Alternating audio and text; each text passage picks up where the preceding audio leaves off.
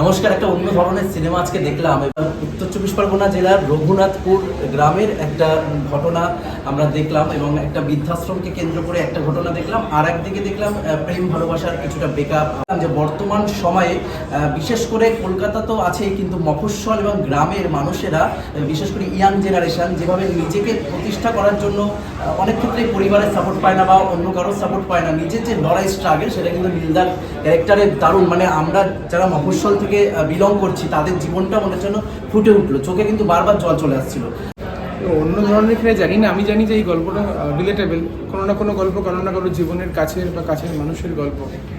তো খুবই আমার মনে হয় সিম্পল একটা গল্প, একটা বিশাল কিছু নেই, বা সিম্পলিসিটি আছে, একটা ভালোবাসা আছে, একটা ভালো লাগা আছে।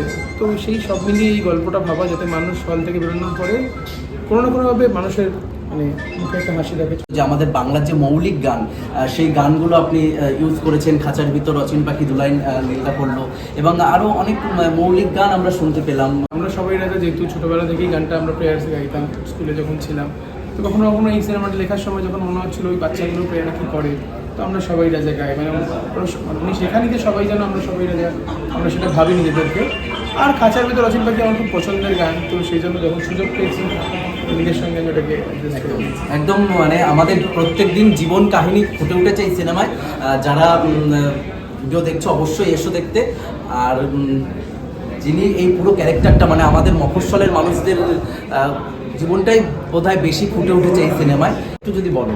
না, একদম ঠিকই বলেছো। অনেক সময় ঠিকের জায়গায় টাকা জিতে যায়, সেরকমই একটা, যেটা সৌম্যজিৎ বললো, যে খুব সিম্পল একটা স্টোরি, মানুষের ইমোশনস তুলে কলকাতার চারপাশে সব দিকের মানুষের বেসিক ইমোশনস তুলে মানুষ কোনো না কোনো ক্যারেক্টারের সাথে নিজেকে রিলেট করতে পারবে, এটাই আমরা আশা করি। সিম্পল মানুষের মন ছোবে, এটাই আশা করছি। বাকি তো সব আপনাদের হাতে। একদম। সবাইকে কি বলবে? চলছে। দেখুন কেমন লাগছে। অ্যাবসলিউটলি। আর কেমন লাগছে সিনেমাটা দেখে? কোথাও যদি নিজেদের জীবনযাত্রা খুঁজে পান এই সিনেমায়, অবশ্যই কমেন্টস করে জানাবেন।